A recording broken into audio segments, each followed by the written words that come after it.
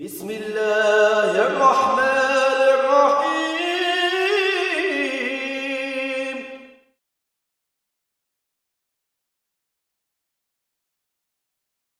بسم الله الرحمن الرحيم. الحمد لله رب العالمين وصلى اللهم على سيدنا محمد النبي الأمي وعلى آله وصحبه وسلم.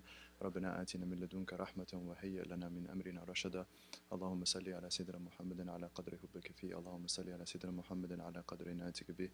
اللهم صل على سيدنا محمد حق قدر مقداره. اللهم صل على سيدنا محمد صلاة تنجينا بها من جميع الأهوال والآفات وتقضي لنا بها جميع الحاجات وتطهرنا بها من جميع السيئات وترفعنا بها أعلى الدرجات وتبلغنا بها أقصى الغايات من جميع الخيرات في الحياة وبعد الممات.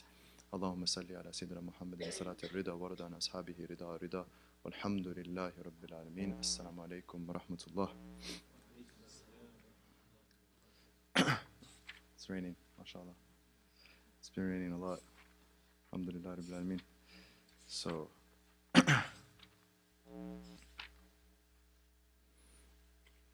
we're on line 43. So Imam al-Laqani rahimahullah ta'ala, Allah be pleased with him and benefit us through him and through you, inshallah. وَيَسْتَحِيلُ ضِدُّ ذِي الصِّفَاتِ فِي حَقِّهِ كَالْكَوْنِ فِي الْجِهَاتِ. So, alhamdulillah, this is the, at line 42, we've completed the wajibat in the section of the ilahiyat. So this first third of aqidah, that is the ilahiyat, which are the realities of the divine. So the three parts: the first third, realities of the divine, ilahiyat; the second part, nubuwat, realities of prophets, alayhimus salam jami'an; and the third part, realities, as-sam'iyat, realities of the end of time and the afterlife, or eschatology. So we are coming close to the end of the ilahiyat, which is really the most involved section, the section that has the most difficult discussions and concepts to sort of grasp. And of the ilahiyat, we have to know what's wajib for Allah with respect to Allah subhanahu wa ta'ala, what is jaiz with respect to Allah subhanahu wa ta'ala, and what is mustahil. So what's logically necessary, what's logically possible, and what's logically impossible. So at line 42, which we did last week, we completed the wajibat. Okay, we are done with the wajibat, those things that are necessary for the divine. And so line 43, he makes the statement with respect to the mustahilat, what is impossible for the divine. And then 44 until the end of this first section of the ilahiyat will be what's jaiz, what is possible with respect to the divine. So Imam Laqani says, وَيَسْتَحِيلُ ضِدُّ ذِي الصِّفَاتِ, so that it is logically impossible, يَسْتَحِيلُ ضِدُّ, the opposite of this sifati, these attributes. Okay, these attributes. So how many attributes did we cover?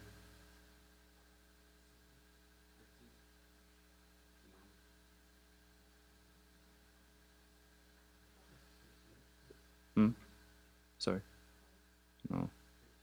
No. 13 in a way, but then with those last 7, sifatul ma'ani, they are concomitant with a sifat al-ma'nawiyya. So 13, you have to add another 7 and you get 20. Okay, 20 attributes. Okay, so the opposites of those 20 attributes are logically inconceivable. The opposites of those 20 attributes are logically inconceivable fi haqqihi, with respect to His Majesty subhanahu wa ta'ala, with respect to Him subhanahu wa ta'ala. Okay, so this is inshallah an opportunity for a quick review. What's the opposite? So what's the first attribute that we covered? Wujud, the essential attribute, which is existence. So the opposite of that is non-existence. So that's inconceivable for Allah ta'ala. The next 5 attributes were called salbiya, negating attributes. The first one of those was, so qidam, pre-eternality; baqa, eternality; mukhalafa lil hawadith, differing from creation; qiyam bi nafsihi, self-sufficiency; wahdaniyya, oneness. So that's 2 through 6. So the opposites of those are inconceivable. So what's the opposite of pre-eternality? Having a start. Having a start. What's the opposite of eternality? Having an end. What's the opposite of differing from creation? Similarity.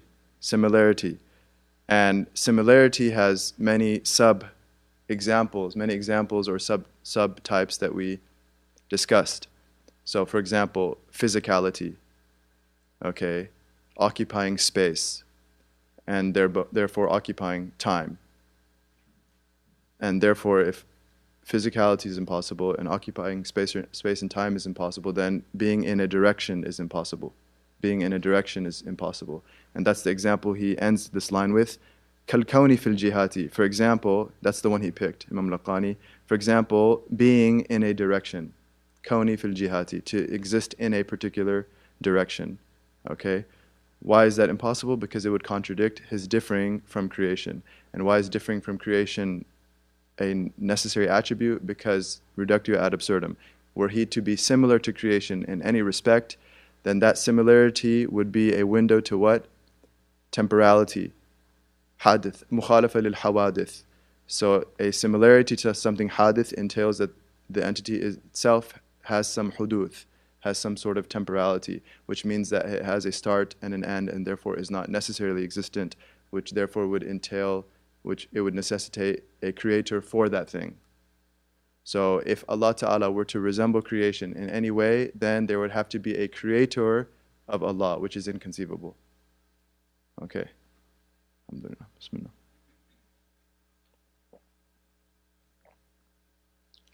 And we did many examples last week, alhamdulillah, of the sound method of interpretation for ambiguous verses, the mutashabihat.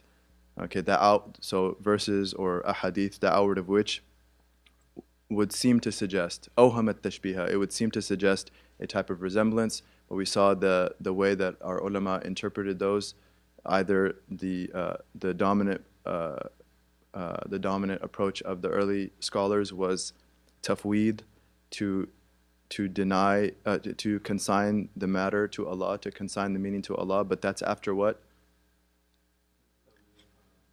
Ta'wil ijmali, a general ta'wil, which is to negate the literal outward, So they would say, for example, with respect to yadullahi fawqa aydihim, it's definitely not one of these or anything like one of these, but we consign it to Allah. We don't know what it means, and Allahu a'lam.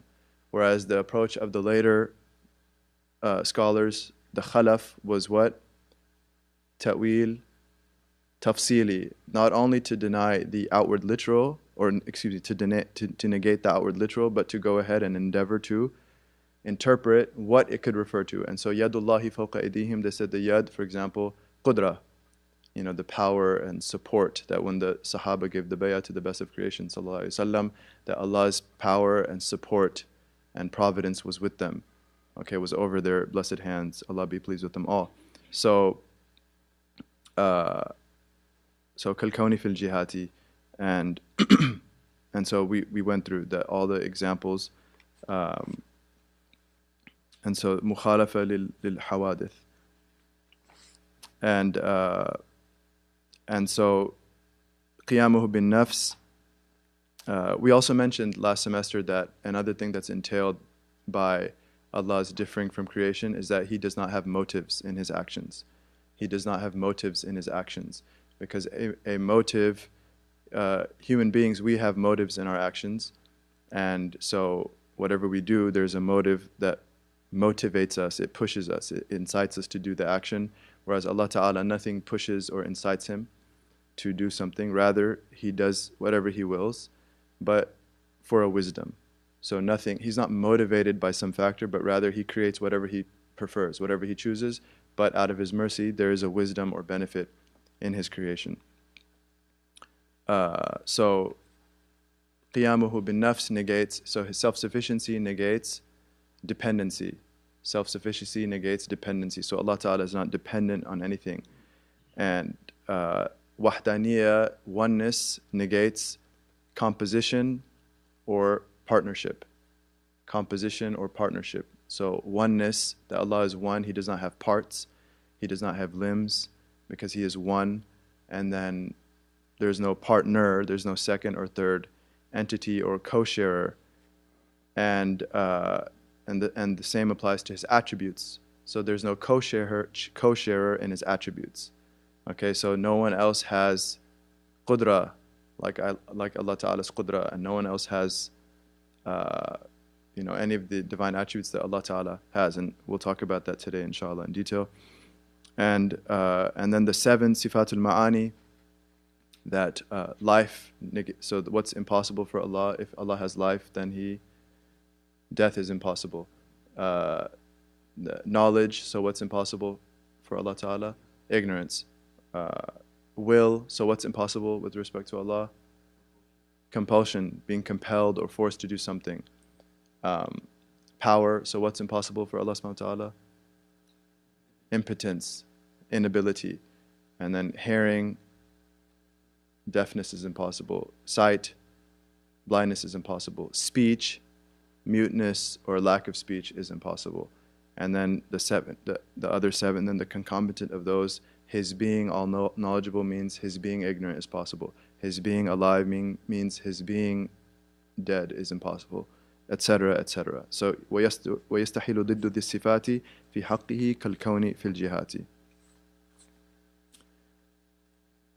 What about what's jaiz now? So the rest of this first section will deal now with the jaizat. What is possible with respect to Allah? And so Imam Laqani says, وَجَائِزٌ فِي حَقِّهِ مَا أَمْكَنَ إِيجَادًا إِعْدَامًا كَرَزْقِهِ الْغِنَى. And the word i'dam there, so ijad and i'dam, those are two opposites. Ijad they're both form 4 verbs, they're masdars of form 4. Ijad is to cause wujud, so to bring into existence. I'dam is to cause adam, which is non-existence, to cause something to not exist. But because of the meter, there's normally form 4 masdar has a hamzatul qat'i. You pronounce the hamza, ijad, and it's written as a separate hamza. But because of the meter, i'dam here does not, it's a wasl for the meter. So you don't say ijadan i'daman, you say ijadan i'daman. That makes sense? Ijadan i'daman instead of ijadan i'daman. Right. Wajaizun, so what's and possible with respect to Him? Possible with respect to Him, subhanahu wa ta'ala. Ma amkana, everything that is possible. Good. So is that a tautology?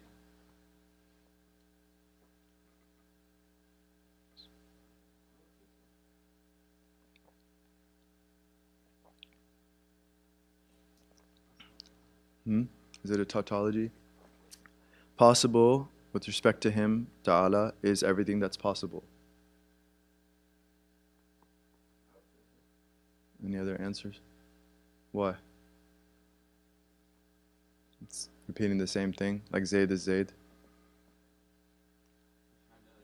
Rain is rain. So the first possible is with respect to whom? Allah subhanahu wa ta'ala. The second possible is from what perspective? Logic. Possible for Him, Ta'ala, is everything logically conceivable. It's not a tautology. Possible for Him, Ta'ala, is everything conceivable. Okay? So if it's logically conceivable, if it's logically possible, if its existence or non-existence does not break Aristotle's law of non-contradiction, then Allah can do it. If its existence or its non-existence does not break Aristotle's law of non-contradiction, then Allah subhanahu wa ta'ala can do it. Okay?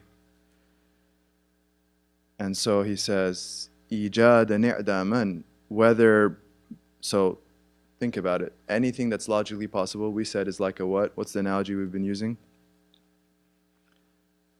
Last semester we used it. A scale, right? A scale, a balanced scale. And what are the two sides of the scale? What do they represent? One side is existence, wujud, of that thing. The other side is what? Non-existence, adam, of that thing. So what did we say is the only way either side could be tipped? A preponderant force.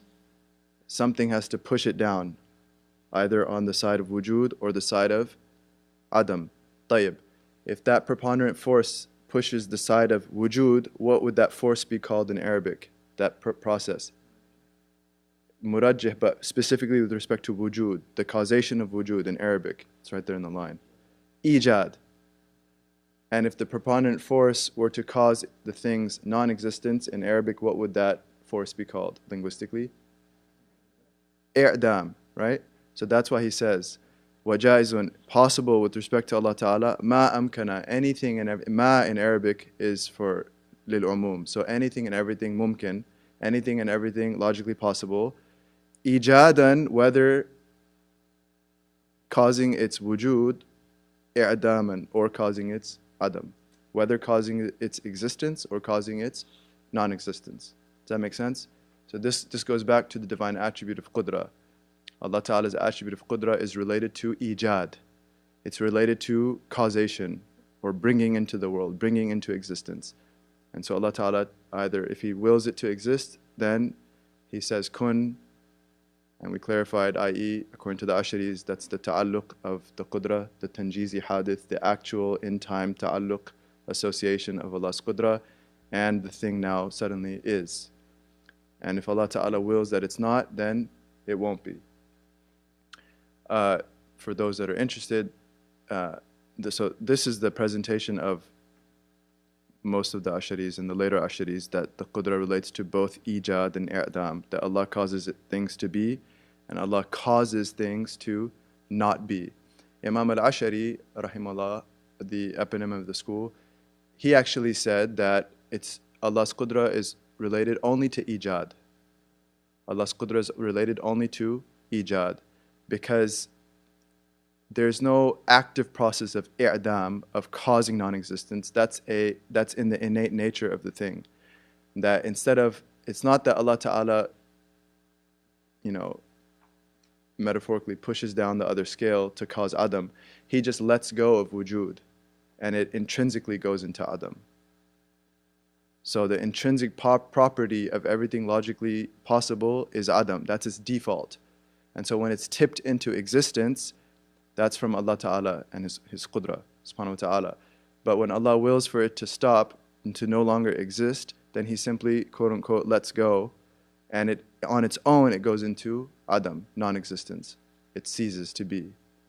So i'dam, there's no active process of causing non-existence. It's merely letting go of ijad. It's merely stopping ijad. That's according to Imam al-Ashari. So something to reflect on. And then he gives an example, كَرَزْقِهِ الْغِنَى, such as razq is the masdar of rizq. So, such as Allah's sustaining or giving al-ghina, wealth, such as Allah Ta'ala's giving of wealth, such as His, capital H, giving of wealth. So that's mumkin, it's possible. And so for whomever Allah Ta'ala chooses, He gives wealth. And if He chooses not to, then that person will not have wealth. Bismillah.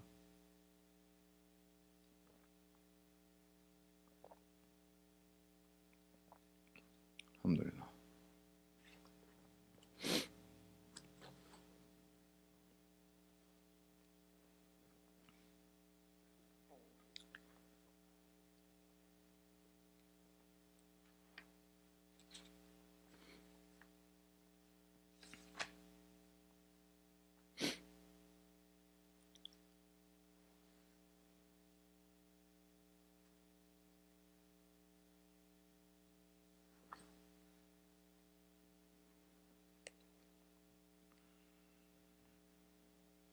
Okay.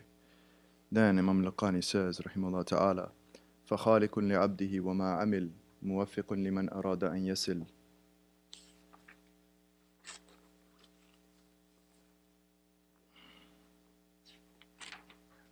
وَخَاذِلٌ لِمَنْ أَرَادَ بُعْدَهُ وَمُنْجِزٌ لِمَنْ أَرَادَ وَعْدَهُ. Okay, so lines 45, 46. Therefore, if everything that's logically possible is it's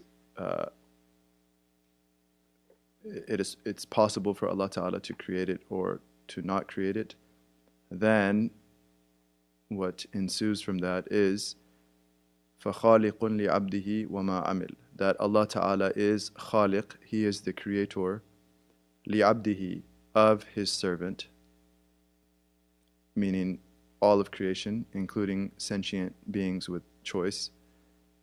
وَمَا عَمِلْ, and the ma again is for umum, it's general, and everything that the servant does. So therefore Allah is creator of the servant and all that that servant does, all of the servant's actions.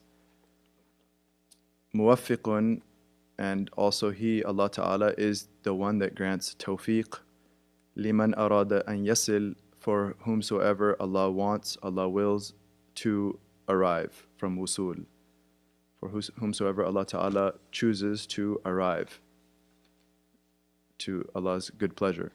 Wa khadilun, and so the opposite of tawfiq is khidlan, and so Allah is just as He is the muwaffiq, the grantor of tawfiq, He is the khadil, the grantor of khidlan, which is two.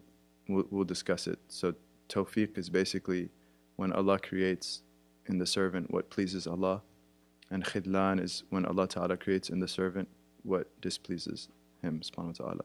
So Allah Ta'ala is also the khadil. He is khadil liman arada bu'da, for whomsoever Allah wills to be distant from Him. So Allah Ta'ala He creates khidlan, He forsakes whomsoever He subhanahu wa ta'ala wills to be distant from Him. Arada bu'da. Wa munjizun liman arada wa'da, and He fulfills wa'dahu. So wa'dahu is the maf'ul bihi. He fulfills His promise, liman arad.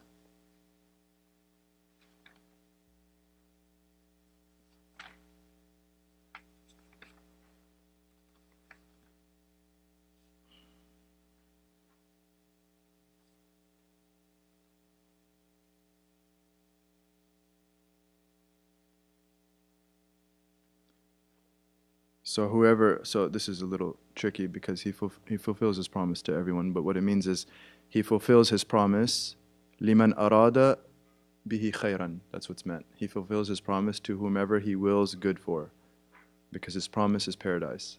His promise is paradise. Allahumma salli ala Sayyidina Muhammad. So these are, in these two lines there is a lot, and basically, first of all, Allah creates the servant and his actions.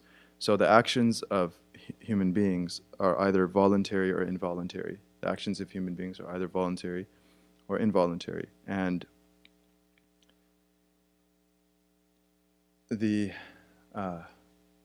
this caused a lot of tension. And the issue is that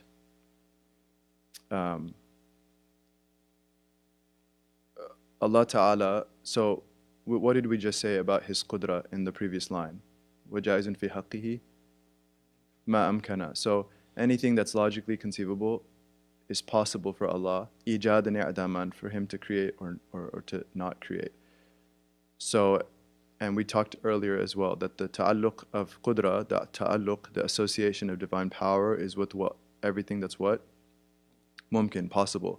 So our actions, are they mumkin or wajib? They're mumkin. When I reach to drink water, bismillah, there's no contradiction in its existence or non-existence. It was a possible act. I did it, alhamdulillah. And so that's now, that is, the association of divine power is with that act. So Allah's power is universal and infinite with every possible thing.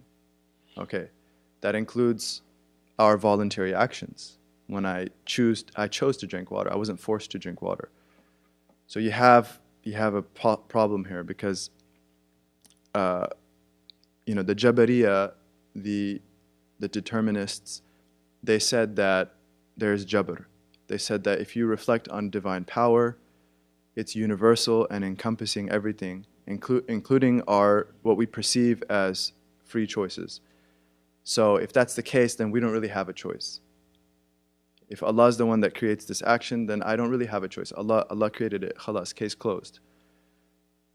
So they said that we're like a feather in the wind, or like a puppet that's just programmed and just executing the program of the divine decree.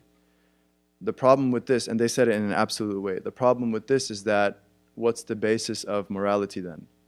How can I be held accountable for my wrong or rewarded for my right? Because I have no say in the matter.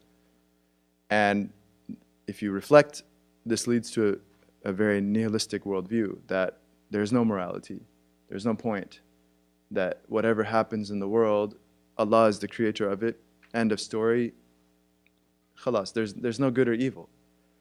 And so some of them went so far as to deny the Sharia, deny the sending of prophets, deny the revelation, etc., because how can there be any moral code in the world if it's all God? It's all God's actions. Obviously, the Ahl Sunnah had a problem with that. So, but on the other side, you had the Mu'tazilis, the super rationalists, that they said that's wrong. So what we'll say is that God creates our involuntary actions. Like if someone gets a tremor, la qadr Allah protect us from that, then Allah's creating that because the person has no choice in that. But when I have a choice, if I choose to do something like drink water or read or whatever, then that's mine. Because we have to allow for morality in the world. There has to be accountability. There has to be taklif. This whole religion is based off of what? Taklif, that we're all mukallaf. So the only way we're mukallaf, the only way that we are morally responsible agents is that we have agency. And if we have agency, then we create our actions. We create our voluntary actions.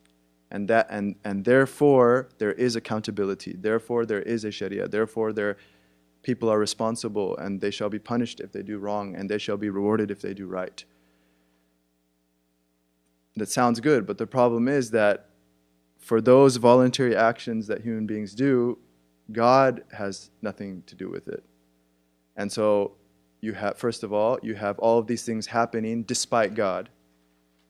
Right? So Allah's Qudra is not related to all of these actions. These voluntary, there's billions and billions every day of voluntary actions, and Allah's Qudra has nothing to do with that. That sounds problematic. The ta'alluq, we've limited the divine power, and that things are happening despite Allah. Qahran alay, they say that this would entail that things are happening despite Allah's domain or Iraada. And a third problem is that, the Mu'tazilis would criticize, various religions for allowing for a second God, like the Zoroastrians. The Zoroastrians, they said there's a God of good and a God of evil. The way they got out of the problem of evil was that they said there's a God of good and a God of evil, and the two are vying with one another. And so when there's good in the world, the good God's winning, but when there's evil in the world, the bad God is winning. A'udhu billah. And some Christians fell into this, where they gave Satan so much autonomous power and they made it like a battle between God and Satan, which, that's obviously shirk. So the Sunnis would say to the Mu'tazilis, you criticize other religions for allowing a second God. You've allowed for billions of creators. You've allowed for billions of creators, that every single human that chooses what they do is a creator of that action problem. So, Sheikh Abdurrahman Shaghuri, Allah be pleased with him, when he would teach this mas'ala in Aqidah, he would quote the ayah that we mentioned before from Surah An-Nahl, verse 66, that وَإِنَّ لَكُمْ فِي الْأَنْعَامِ لَعِبْرَةً. There is a powerful reflection or lesson in cattle. نسقيكم مما في بطونه من بين فرث ودم لبنا خالصا سائغا للشاربين. We give you to drink from within the interior, the bellies of cattle, between the filth, literally the feces and the blood, between the two comes out pure milk, labanan khalisan, pure unadulterated milk, sa'igan lisharibin, that flows so smoothly for those that choose to drink it. And this, Shaykh Abdul Rahman rahimahullah, he would say, this is as an ishara, this is similar to the Sunni creed, is that you have these two extremes which both are very problematic theologically. Like in this case, one throws away taklif and moral responsibility, the other gets away with God's oneness in His attributes, His oneness of His Qudra, as well as it gets away with, it removes the absolute domain and dominion of Allah, and it allows for all of these creators, and it negates clear text of the Quran. Allah says, Khaliqu kulli shay, Allah is the creator of everything. Al-Khallaqul Alim, the ultimate creator, the one that is all-knowing. Kulla yawmin huwa fi sha'n, at every moment it is His, He is the one existentiating it, etc., etc. So there's all these, both logically and textually, it's problematic. So the Sunni position was able to strike a balance or a median position between these two, one a metaphysical filth and the other metaphysical blood, and bring about this metaphysical pure milk, and that those that choose to drink it, it'll flow and it'll sustain and it'll be, and we know that from the hadith, the metaphor that our Prophet ﷺ taught us about sacred knowledge was milk, that our Master Umar ibn al-Khattab, Allah be pleased with him, that he had a dream where the best of creation ﷺ was holding forth his blessed finger, and white pure milk was coming forth from it, and Sayyidina Umar was drinking from it, and we asked the Prophet ﷺ what this means. He said, al-ilmu al-ilm, it's knowledge. And so we appreciate what our masters did, that with this issue they came to a balance. What's that balance? They said that human, obviously involuntary action, like a tremor, is created by God, and that's agreed upon between us and the Mu'tazilis. The voluntary action, that Allah Ta'ala is the creator of it. Allah Ta'ala is the creator of it because He's the only creator in that exists, and we have to preserve His dominion, we have to preserve His uniqueness, the oneness of His attributes, so the oneness of His Qudra, that no one else has real agency. But what we have some role in our voluntary action. We have some role in our voluntary action, which is not to create it. Okay, this is important. We do not bring our actions into existence. We do not create them. We do not existentiate them. They do not come into the world because of us. But what we do is we choose. What we have is a choice. Okay, what we have is a choice. That choice is the basis of our accountability. That choice is the basis of our accountability. So if I have an opportunity to do good, when I choose to do it, then if Allah also chooses, okay, and this is important, everything has to be based off of Allah's choice as well, His pre-eternal decree. If Allah had already chosen it, then Allah will create that action right then. So the creation belongs to Allah. The creative capacity is still Allah's alone. God subhanahu wa ta'ala, God's alone. Allah Ta'ala's alone. But my role and the basis of me being rewarded for that is the fact that I chose it. The fact that I chose it.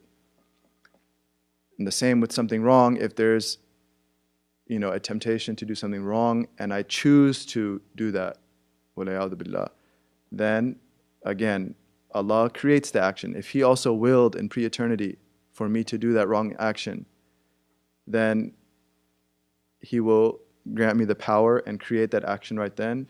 And so He created it, but I chose it. And so I'm held responsible for my choice. So the taklif, the moral responsibility, the reward versus the punishment, the praise versus the blame, all of this that the servant receives for his works are based off of his choice. Whereas the ontological basis, the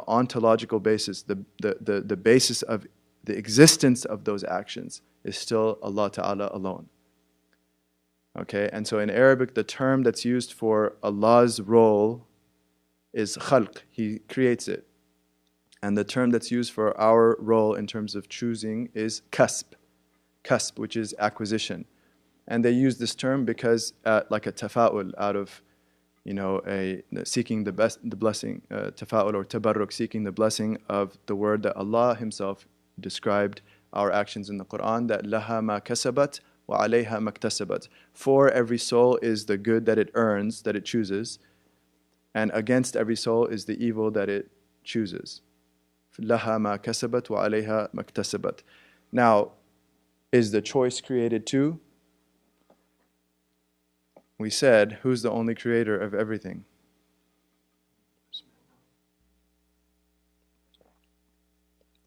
So, the choice, the iraada, so a synonym for kasb is iraada, the faculty by which we choose our kasb, the faculty by which we make our acquisitions or our choices, that faculty is created. We are contingent beings and Allah creates in us all of our faculties. So the faculty of iraada, the faculty of will is created in us. But it is a real faculty. Okay, we are not nominalists. We don't simply call it iraada, but it has no meat, no substance. No, Allah creates iraada, it's His creation, but that iraada is real. And we are able to choose. So the ability is created in us, but that ability is real, and it can do its job, which is to choose. And so that choice or inclination towards good or evil is ours, but it was created by Allah SWT.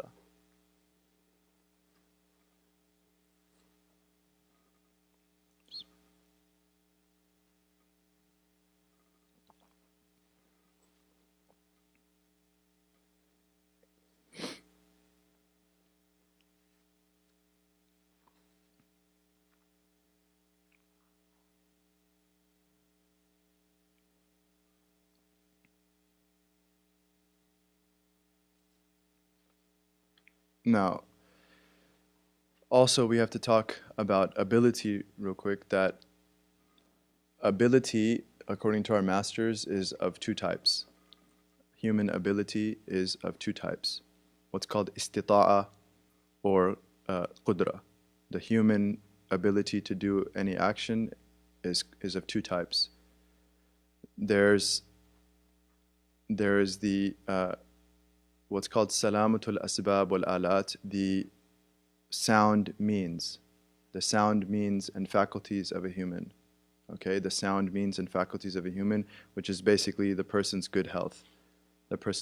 So what we perceive as, the ability to move our limbs, alhamdulillah, the ability to speak, alhamdulillah, all of the limbs and the faculties, their soundness and their good health is a general ability that Allah gives a human being.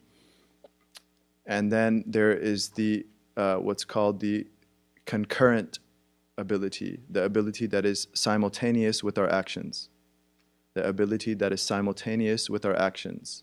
Okay? So that what we believe, according to Imam al-Ashari, is that when Allah Ta'ala, so here, I'm going to choose to, inshallah, drink this water. Okay. So, first of all, Allah has created in me iraada, choice. And it's a real iraada, so I can I can make it lean towards one choice or lean towards another choice. And what I end up choosing is called kasb. What I end up choosing with that iraada is called kasb. Tayyib. So I lean towards reaching for that drink of water. Okay.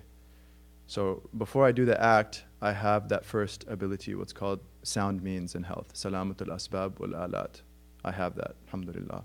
Because alhamdulillah wa shukrillah, I have the health and mashallah, alhamdulillah. طيب. What did we say? That when the human being uses that iraada and acquires, they decide, I'm going to do it.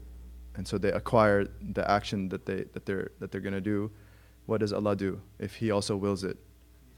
He creates the action. So the action is created by whom? Allah Ta'ala.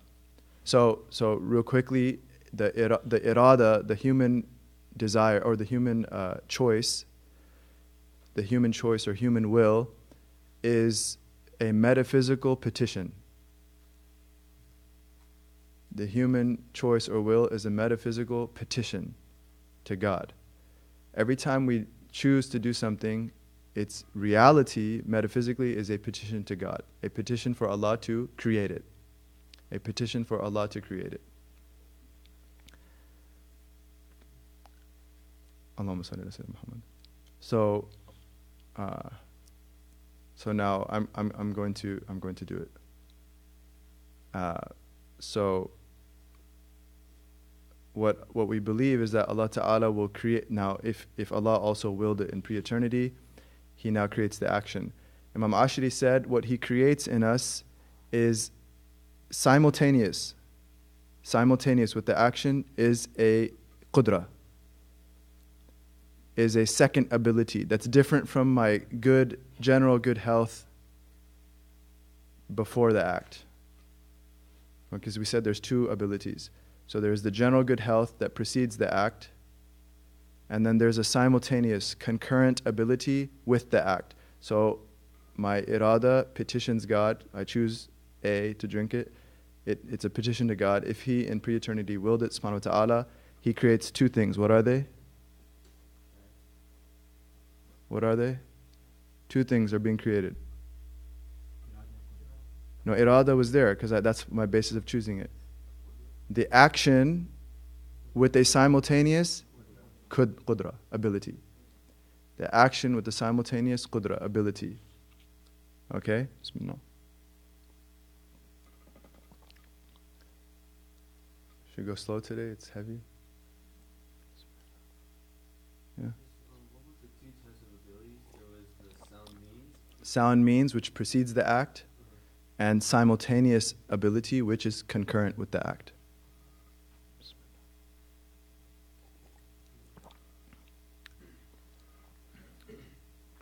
What's the extent of this? Let's just finish and then we'll deal with questions, inshallah. طيب. Now, there's a couple things we have to say. So first of all, the basis of taklif. So if Qudra, if ability, the ability so the real Qudra is simultaneous. The real Qudra is simultaneous. The real ability is the one that's with the act. Okay, the other one is a potential. The other one, the previous salamatul asbab, the sound means, are a potential ability. But the real ability is the one that is what? Simultaneous. Okay. So if real ability is simultaneous, then how can I be commanded to do something before the act? If real ability is always simultaneous with the act, then how can I be asked by Allah to do something before the act? Because before the act, do I have any real ability? Before the action, do I have real ability, which we said is simultaneous with the action? No, I don't. So then how can Allah demand from me to do something? The basis of the command and prohibition is the potential ability. Salamatul asbab wal alat. So taklif, moral responsibility, is conjoined with my potential ability that precedes my act. It's related to my potential ability that precedes the action. That's the basis of taklif. Okay? But the real ability Allah grants with my petition of will, when I choose it, then He grants me real ability simultaneous with what? The action. Okay? If I had chosen a good deed, like I was going to feed, not just drink it for myself, but give this to Sidi Mahdi, if I had chosen to do that, then the simultaneous ability that God creates with that action, tafaddal Sidi Mahdi, is called Tawfiq.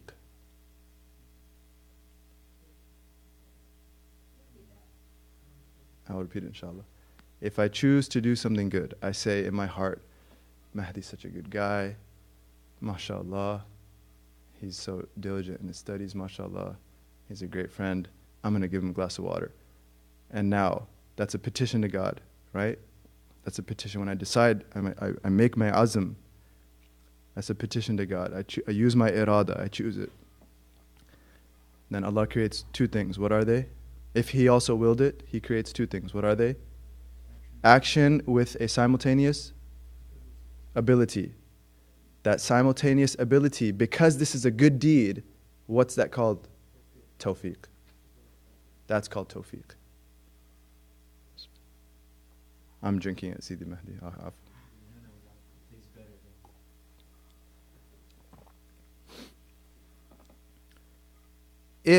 Okay, so we're happy? We wrote it? Write your question down, inshallah. Yeah. Next? Yeah. Write your questions. Well, anything good. Anything good. Inshallah, I intend, bismillah, I intend shukr. I want to have more shukr. So, bismillah. Alhamdulillah wa shukrillah. Inshallah, it's tawfiq. Yeah. So, if la qaddar Allah, we were to intend, determine, use our iraada, use our will, and determine, make up our mind to do an evil deed, then that decision, when we use our iraada and we have a cusp, we make our choice, that it's a metaphysical petition to Allah. And in pre-eternity, if He also willed it, He creates two things. What are they? The action, which is a bad action, and a simultaneous ability. Now that simultaneous ability, because the action is bad, is called what? Khidlan. That simultaneous ability, because the action is bad, is called khidlan.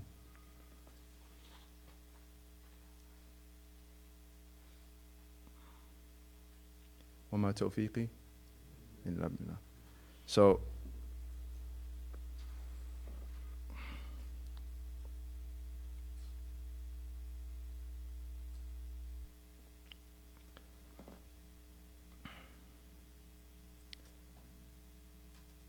okay, how are we doing? Are we happy?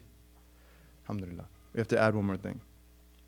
What did we say about fire burning in our aqidah?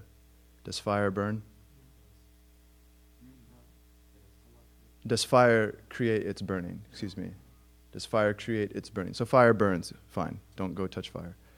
Does fire create its burning? Does it create its effect? No. Who's the creator of the effect? Allah. Allah is the only creator. So every time we perceive the burning of fire, every time fire burns, Allah creates the fire, Allah creates the burning, Allah creates the conjoining of the two. The whole thing is Allah's product, subhanahu wa ta'ala, His creation. هَذَا خَلْقُ اللَّهِ. The Quran says, this, i.e. everything that we see, that we experience, this, the moment we are in, khalqullah. It is the creative fiat of Allah Ta'ala. And we call that occasionalism. Okay, that there's no causation, there's no real causation. The relationship between what we perceive as cause and what we perceive as effect, it's really an occasion of a meeting. It's like a meeting. It's like an ijtima'. It's just an occasion where they all come together. Ahlan wa sahlan, and they just come together. So it's not the real, but who is the jami'? Who is the one bringing it all together? Allah Ta'ala. He is the one. So the same applies with Iraada and Qudra of the human. So when we said Iraada is a metaphysical petition, its relationship to the Qudra, the Qudra that occurs with the action, is like the fire and the burning. Just Allah just creates it afterwards if He chooses to. It doesn't cause it. And the same thing between the simultaneous Qudra and the action. When Allah Ta'ala, so I intend this, I start, so Allah creates, if He wills, He creates the two things, the action and its simultaneous Qudra, simultaneous ability. What's the relationship between that simultaneous ability and that action? It's just conjoined at the same moment. But it's not that the ability is causing the action. Allah creates both. Allah creates both. Allah creates both. So the same relationship between fire and burning, they're both the creation of Allah, and Allah just does it at the same time normally. That's the same relationship between the simultaneous ability and the action with that ability. They go together just because Allah pairs them together, but there's no causation between the ability and the effect. Hada khalqullah, everything, every component of the process is the creation of Allah subhanahu wa ta'ala. And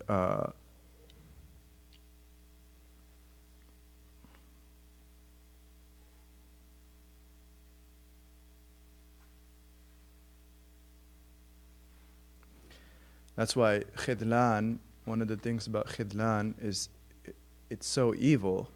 One of the reasons that Imam Taftazani mentions is that one of the reasons it's so evil is that the person, before they do an evil deed, they have a choice. They have their iraada, they have their will to choose either something good, to abstain from it, to do the good thing, or the evil thing. One of the reasons that it's so condemnable is that when they choose the wrong, and if Allah had willed it, Allah creates the action and their ability. As they engage in that bad act, they squandered the opportunity for the Qudra of a good deed. They squandered the opportunity for Qudra of a good deed. And so one of the things Allah Ta'ala, for example, describes the kuffar in the Quran, He says, لا يستطيعون السمع. لا يستطيعون السمع. They are not able to reflect on the Quran. They are not able to take heed of the Quran, listen attentively and take heed to the Quran. The kuffar at that time, were they able to? So they had salamatul asbab. That's why they're being blamed. They had the healthy mind and ears to do it, but they chose not to. And when they chose not to, they squandered what would have been the Qudra of good, that would have been simultaneous with their listening and taking heed to the Quran. And so Allah says they weren't able to. Which ability is Allah negating? The simultaneous one with the good deed that they squandered. Because they had the previous salamatul asbab wal alat, they had the potential ability, which is why they're being blamed. They had the potential ability to listen to the Quran. But when they squandered that and refused to, they are blamed for it. And so Allah says they are not able to. They were able to based off of salamatul asbab, but they weren't able to based off of the Qudra that's simultaneous with the good deed. And what's that called in Arabic? Tawfiq. So the ability that's being negated in that verse is the tawfiq. They were not able to have tawfiq because they chose not to. Okay? So it's a crime, yani, if we reflect on it.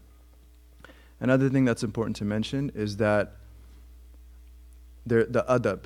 Okay, so this is maqam ta'lim, so we understand. But the adab is that with tawfiq, when there's good and the ability and action of good and the concurrent ability of good, we ascribe it to whom? Allah subhanahu wa ta'ala. وَمَا تَوْفِيقِي إِلَّا بِاللَّهِ. Well, the bad, although metaphysically it's the same phenomenon. It's a choice and then which is a petition, and then if Allah also wills it, He creates the act and the ability. That's on both sides. But if it's bad, if we choose bad, out of adab, who do we ascribe it to? Our kasb. Our kasb. Okay? So this is the way that the awliya are, and the anbiya alayhimus salam, is that they don't see the good deed as emanating from them. When it's a good deed, they see themselves as a vessel. They see themselves as an empty vessel, and Allah just poured the blessing of the good deed and the simultaneous ability into them. And so they give thanks to Allah Ta'ala, and they realize وَمَا تَوْفِيقِي إِلَّا بِاللَّهِ. And but if a prophets don't sin, alayhi salam, but if a wali or if a person of piety commits a sin, makes a mistake, they don't see themselves as that vessel anymore. They see it all their choice. It was, I chose that wrong, and I need to make tawbah for that. And so they ascribe the bad to themselves. And out of adab, the same applies even to things in the world. When good fortune occurs to us, then we see it as Allah Ta'ala granted us. He created it. He gifted it to us. He is Ar-Rahman, Ar-Rahim, Al-Latif. If it's something, a type of suffering or calamity, we don't ascribe it to Allah out of adab. We know He creates it. He creates everything. But we ascribe it to our own. This is a punishment for our deeds. This is something, it's a test from Allah Ta'ala. And so examples from this abound. That, for example, Allah Ta'ala says in the Quran that, ما أصابك من حسنة فمن الله وما أصابك من سيئة فمن نفسك. Surah An-Nisa, verse 79, whatever strikes you of good is from Allah only, is only from Allah.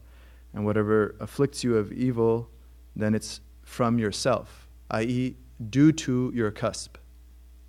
Due to your kasb. The afflictions, calamities in the world are due to our bad kasb, the sins that we've chosen. And as well as Surah Ash-Shura, verse 30, وَمَا أَصَابَكُم مِّن مُصِيبَةٍ فَبِمَا كَسَبَتْ أَيْدِيكُم. That whatever afflicts you of calamity, it is based off of what your hands have earned, the cusp of your hands. But then Allah Ta'ala says in Surah An-Nisa, Surah An-Nisa, verse 78, قُلْ كُلٌّ مِّنْ عِنْدِ اللَّهِ. قُلْ كُلٌّ مِّنْ عِنْدِ اللَّهِ. That's referring to ontological reality. Whether it's good or bad, whether it's a blessing or a tribulation, it's all from Allah ontologically, because He is the creator of everything. And so there are different lenses that we see these things with. We see in terms of asbab, in terms of the means in the world, what's the reason that this happened? If it's good, it's just because Allah blessed me. Alhamdulillah wa shukrillah. If it's something negative, a trial, tribulation, it's because of my own shortcoming, my own fault, my own bad cusp, my previous bad choices, sins that I chose. Allah forgive us. But when we look with the reality of where is this coming, who is the author of everything, قُلْ كُلٌّ مِّنْ عِنْدِ اللَّهِ. Say everything is from Allah Ta'ala. So there's no contradiction in those verses. One is looking from the perspective of the reason in terms of the sabab, the other is looking at ontological reality. Look at the adab of Sayyidina Khidr alayhi salam in Surah Al-Kahf. When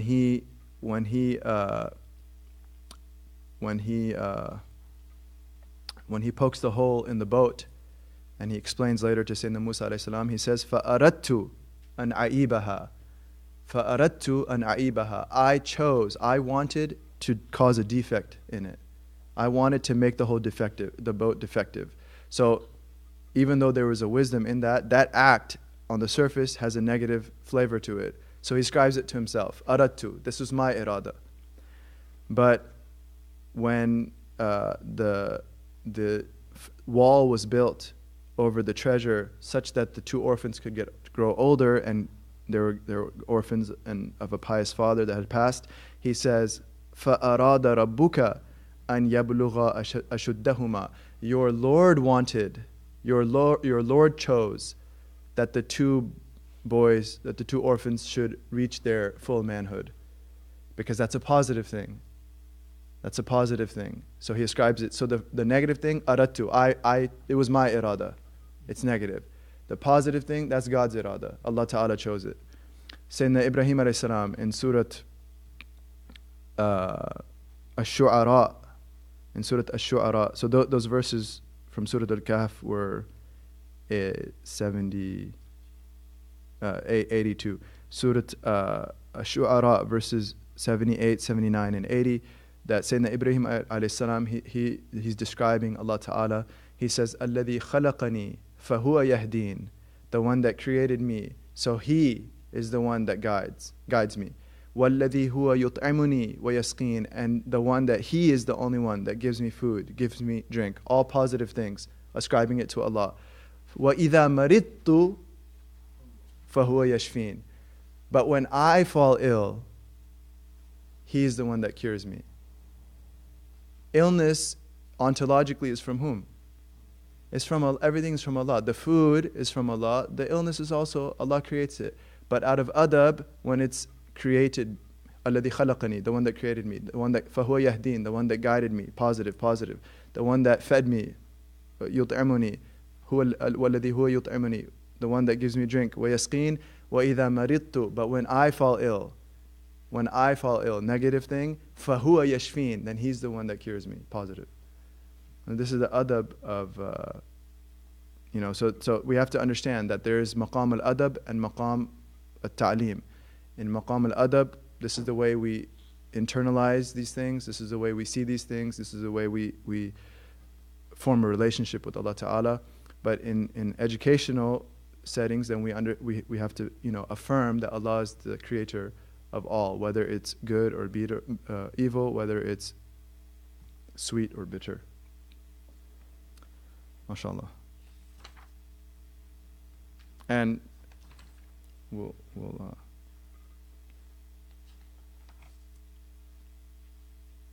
that the awliyyaat, they have a very refined perspective on this, because what we've seen in them is that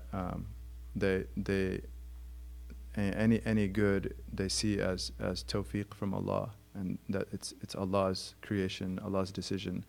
The whole thing is Allah Ta'ala's. So they there's a profound realization they have with the good that Allah creates in them. There's that it's from Allah SWT wa ta'ala, and that one of the meanings of in the hadith that inshallah you'll do in the arba'in if you haven't already, that فَإِذَا أَحْبَبْتُهُ, Allah Ta'ala says in the hadith Qudsi that when I love a servant, كُنْتُ سَمْعَهُ الَّذِي يَسْمَعُ بِهِ, I am the hearing with which that servant hears, وَبَصَرُ الَّذِي يُبْصِرُ بِهِ, and I am the sight with which he sees, وَيَدَهُ الَّتِي يَبْتِشُ بِهَا وَرِجْلَهُ الَّتِي يَمْشِي بِهَا, and his hand with which he seizes, and his foot with which he walks. That this is the maqam of those that Allah loves. That, because obviously Allah is the one creating the action of everyone, whether the actions are good or bad. But these people are at such a high level that, first of all, they have pure ikhlas in their actions. So whatever they hear for the sake of God. Whatever they see, they seek for the sake of God. Whatever they use their limbs, hands and feet for, it's for the sake of Allah Ta'ala. But it's not simply ikhlas that they have. It's not simply that they do it for the sake of God, but they see it as coming from God. They realize that tawfiq is from Allah. They realize that the good that they do is a gift from Allah. So they realize when they use their limbs for the sake of God and do something good, they're experiencing its ontological reality. They're experiencing it as hada khalqullah, and they're really divorced in a sense from any ownership of that deed. They're just bewildered. Like there's a dua of Sayyidina Dawood alayhi salam where he's making shukr, and he's giving so much shukr until a point where he says, "Oh Allah, how can I give you gratitude when my very gratitude is from you?" how can I give you gratitude when my very gratitude is from you? And the response came, Al-an shakartani, now you've shown gratitude. Is that true gratitude is to realize that there's no basis for us to feel proud of our achievements. It's all from Allah. وَمَا تَوْفِيقِي إِلَّا بِاللَّهِ. And Imam al-Ghazali, rahimahullah, what he argues is that the reason why Allah loves tawfiq, is that it's His act. The reason why Allah loves tawfiq is because it's His act. And Imam Ghazali says, therefore, the reality of tawfiq and Allah's love of tawfiq is that it is a window to His love for Himself. It is a window to His love, subhanahu wa ta'ala, for His own self, because He is really His love, He's bestowing His love on the good deed that He is giving us. In the sense that it's because we do good that it's because a servant does good that Allah loves the servant. If the servant doesn't do the good, Allah doesn't bestow His love upon them.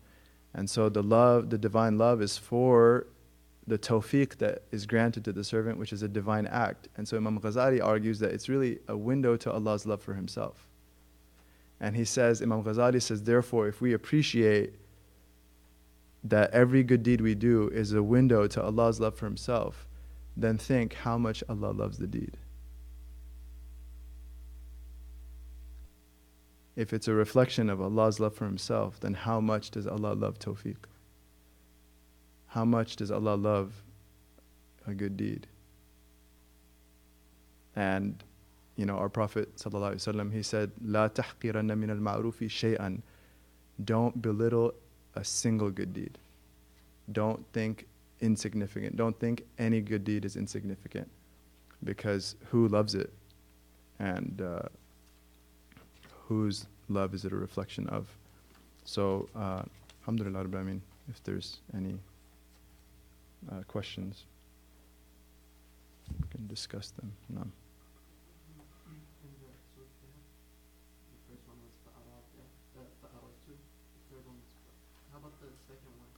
فَأَرَدْنَا. Isn't it killing the boy also something? Yeah. So that's a good question. That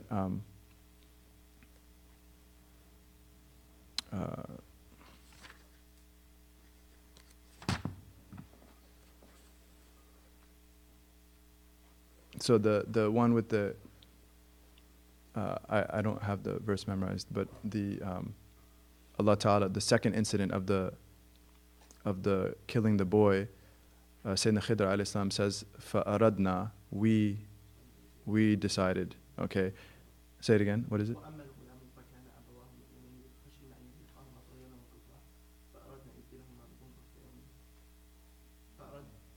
Yeah. So as for the boy, okay. Yeah, good. So فَأَرَدْنَا أَن يُبْدِلُهُمَا رَبُّهُمَا خَيْرًا مِنْهُمْ خَيْرًا مِنْهُ, because that there's no sharing between servant and God, but the language is used as if there is, because the part of killing the boy, that's Khidr's role, but the part of replacing with the good is from Allah. And so the aradna, we chose, Sayyidina Khidr, with respect to the boy, Sayyidina Khidr killed the boy because Allah intended to replace the boy with the better. So when Sayyidina Khidr alayhi explains that, he says, فَأَرَدْنَا, we chose. Well, because the killing part is Sayyidina Khidr's alayhi, because it's negative. But the replacing with the good goes back to Allah. So he said, aradna. But the poking the hole was pure defect. So he says, فَأَرَدْتُ. And the children growing up is pure good. So he says, فَأَرَادَ. Allah chose. No. Bismillah. I guess an interesting point when you brought up the tawfiq and if Allah loves someone, the hand in which He grabs those who walk. Then in the dual of life, the Prophet says, "Don't ask for life, people are size them, all those things." And then in the Quran, Allah says that He's the wali of those who believe in God and regardless to life. Allah just illuminating your life so you can be guided toward His light guides us and clarifies things. So when you know what to do your whole life, and that's the beauty of knowledge, that it illuminates your life so you can be able to be in service to Allah in everything you do, from what you think, from what you see. So I don't know, I just thought that was it. MashaAllah. No, so see, the Aaron is talking about the verse of light and the prophetic dua for light, and how Tawfiq is a light and illumination. Alhamdulillah Rabbil Alameen. He's in love with that verse, so he can't stop thinking about it. I was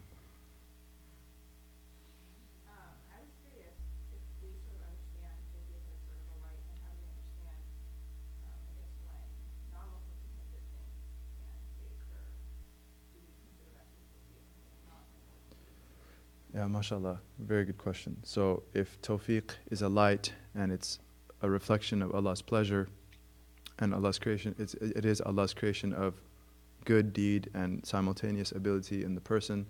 How do we understand when non-Muslims do good, when they perform deeds that are good? So that's a loaded, mashallah, question. We can just sort of give some broad strokes that the greatest tawfiq is to believe in Allah. The greatest tawfiq is to believe in Allah. And the greatest khidlan is to disbelieve in Allah. The greatest khidlan is to disbelieve in Allah SWT. We've already talked about the issue of Ahl al-Fatra, how is a mukallaf defined, that the Ash'aris say that the da'wah has a clear expression of the da'wah has had to have reached the person before they are morally responsible. So we've talked about those issues. So in that light, the khidlan, the worst khidlan is to reject that presentation, that clear presentation of truth from prophets, alayhimus salam jami'an. As for those that do, so that those that reject truth and they have that greatest khidlan, we seek refuge from Allah. What if there's obviously disparity in their virtue amongst people that reject? Some people are huge tyrants that kill a lot of people. Some people are generally nice people, but they rejected the message.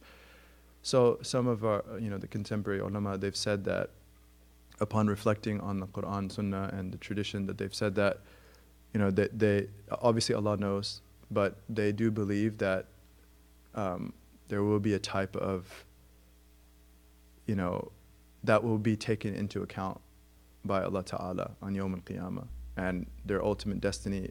If they reject a clear presentation of the message, we believe that they're going to the fire. But we know that the fire has degrees, there's levels, and obviously one a disbeliever who rejected the message that did not kill millions of people and cause a lot of suffering will have a different place in the fire than one who did, right? So just as the believers, there will be difference in rank in paradise based off of their deeds, so too with those that rejected the message. But Allah knows best. So if that helps. I think he had his hand up first. How are we supposed to understand the other verse in the Qudra, where there's a destiny and there's a simultaneous Qudra? Yeah. How do we understand the Qadr, Allah's pre-eternal decree, with Qudra, our abilities that are simultaneous with our actions? Just like anything else in the world, that all of that was written. Okay, so anything that's being created in time is an unfolding of what was written. Anything that is being created in time, whether it's the falling of a leaf or my Qudra that accompanies my action, it is an unfolding of what was written and decreed in pre-eternity. So all of creation is like that, whether it's my Qudra or whatnot. You had a question?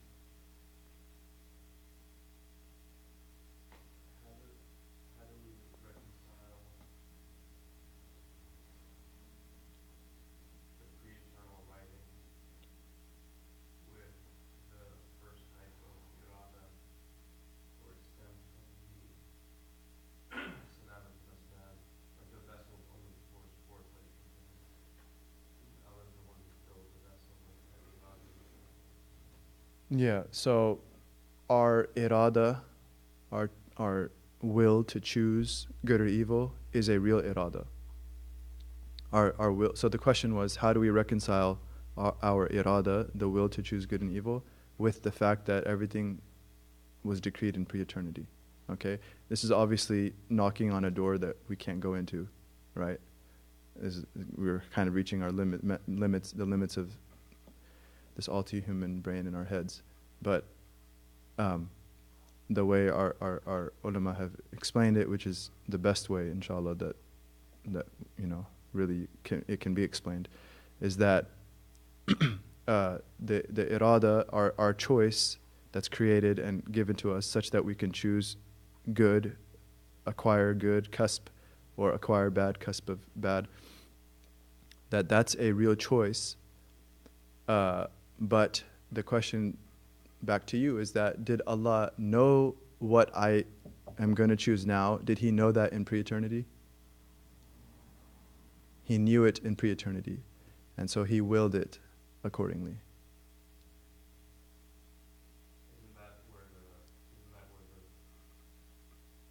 So Allah knew it in pre-eternity, and His will is based off of what He knows will happen, including our choices in the world. That's honestly the best. That's really the best. And Sheikh Sayyid Ramadan al-Bhuti, rahimahullah, who passed away, he said that this is really the secret of the Qadr. The secret, the sirullah fil Qadr. The secret of Allah in His Qadr is this issue. And really beyond that articulation, Imam Ghazali says, وَأَمَّا سِرُّ الْقَدَرِ فَهُوَ الَّذِي تَحَيَّرَ فِيهِ الْأَكْثَرُونَ. As for the secret of the divine decree, it's what most people have been bewildered by. وَمُنِعَ عَنْ إِفْشَاءِ سِرِّهِ الْمُكَاشَفُونَ. But those few that Allah has unveiled their hearts to see its reality, they're not allowed to talk about it. So what we can do mentally, that's what we've said is really all we can do mentally. For those people close to Allah, that Allah chooses for, He shows them in a different register, a type of dawning on the heart. But may Allah bless them, they're not allowed to talk about it. So. وَأَمَّا سِرُّ الْقَدْرِ فَهُوَ الَّذِي تَحَيَّرَ فِيهِ الْأَكْثَرُونَ وَمُنِعَ عَنْ إِفْشَائِهِ الْمُكَاشَفُونَ. نعم.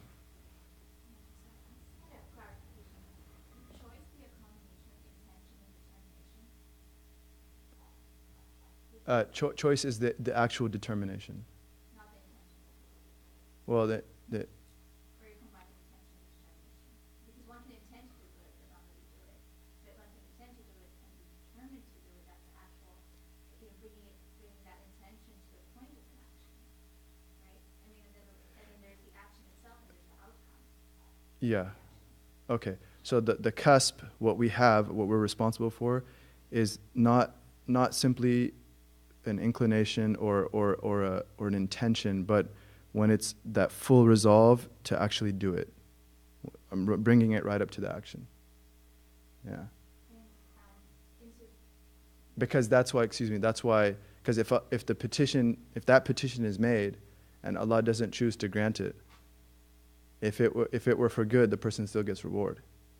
And if it were for evil, they'll still get a sin, because deciding to do it, it's a decision. Deciding to do a sin is sinful. Versus, man hamma bi sayyi'atin falam ya'malha falahu hasana wahida. Whoever, hamma is different. That's less than deciding all the way. Whoever's entertaining to do a bad, or was tempted to do a bad, they're directing, but they didn't end up doing it, they still get one reward. That's different from going all the way and resolving to do it. That's the cusp, for which even if they don't do it, if the petition is not granted, they incur sin. Wallahu a'lam. This is my very limited understanding. So I'm just trying to, with the Ahl Sunnah, intention of Iraada is autonomous. Well, it's real. It's not autonomous because Allah creates it, but it is real. We have that choice. The Iraada, what was your question again? Is it what? Is the Iraada, a human Iraada, autonomous? It depends. That you can get into equivocation. What does autonomous mean?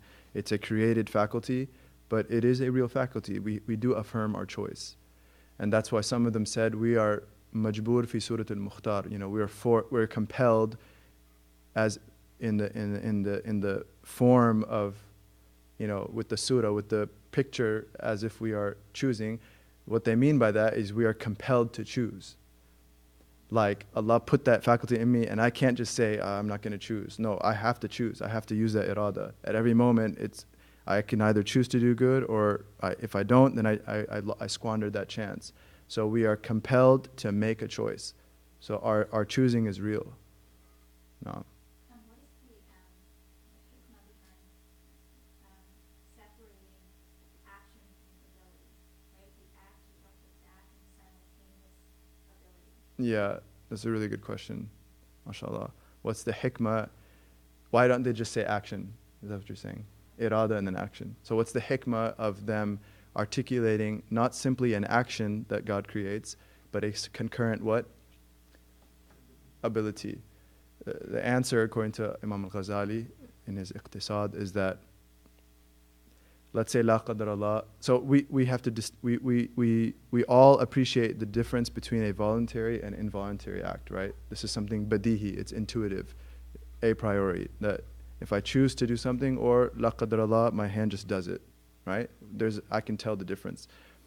Let's say my hand just does it, la qadr Allah. I get a tremor or something, la qadr Allah, and I can't control it.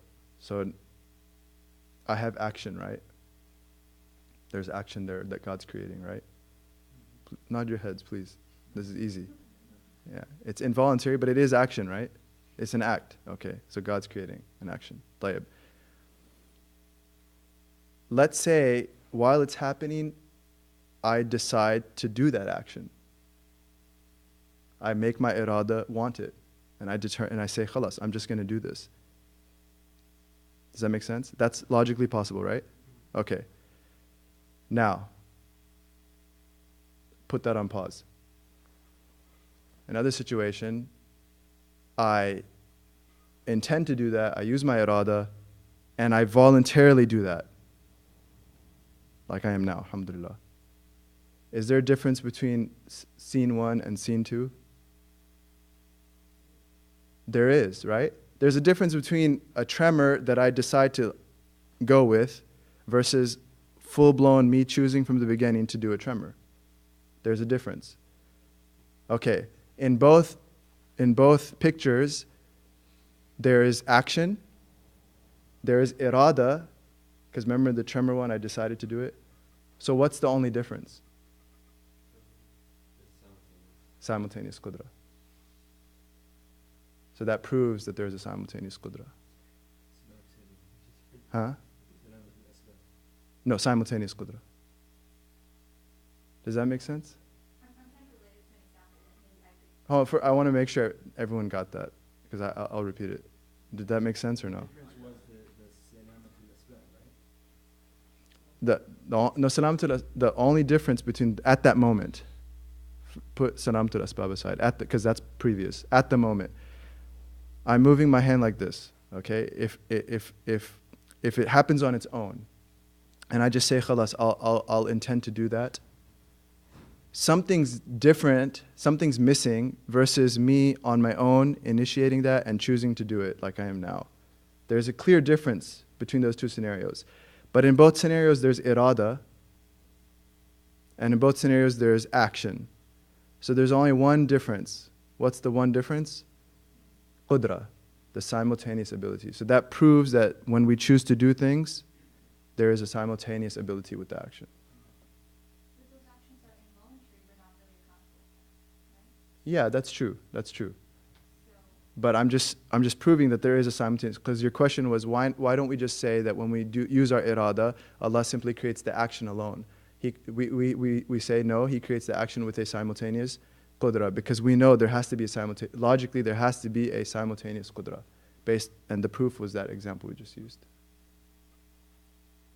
I was just maybe like listening to you hear the Quran and you listen to it, so that's like it's happening, and you're passing by somebody saying the Quran, you listen to it, so that's like you making it's not concurrent, the action's going on, and so it's like you have the ability to listen and you listen. Well, when you choose to listen, then that's your action, and so there's a concurrent So yeah, there is a new Qudra that we believe in that occurs. It's not just salamatul asbab, my ability to hear. There is, Allah will create the hearing when I choose to hear it. It's getting deep because it has to do with accidents, and do accidents last? But this is Ashari's opinion, and he believed accidents don't last more than a moment. So that's why there has to be a new accident at that moment. Yeah. Last question, inshallah. So would protection be that despite how much you choose to do wrong, Allah won't create that action in you?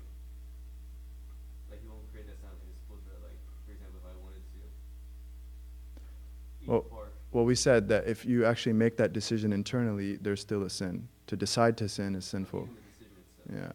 Yeah. But to be tempted and Allah blocks you, you don't actually decide to, but you're tempted, someone's tempted to do something wrong, and every time Allah intervenes, that's a protection, that's a tawfiq, or a hifd. Yeah, a hifd. He wanted to go as a kid. Well, with the Prophet ﷺ as a young man, hearing about the young people in Mecca and wanting to go down, he had no tasawwur of sin. He had no conception of sin. He was simply curious as to what young people do. So that was even, he never once thought of a sin, and was, he was just curious, what do young people do in Mecca? And so Sallallahu Alaihi Wasallam, that twice he tried to go down, and both times he fell asleep and woke up with the heat of the sun, Sallallahu Alaihi Wasallam. But he never once intended or even conceptualized any sort of sin. That's why when he went and he said, what's that sound? They said, it's music. So two people got married, and so he didn't even know what these things were. Inshallah, pardon me. So we ask Allah Ta'ala to accept, forgive us, and grant us tawfiq. Ya Rab, wa sallallahu ala sayyidina Muhammadan nabiyul ummi wa ala alihi wa sahbihi wa sallam, walhamdulillahi rabbil alameen.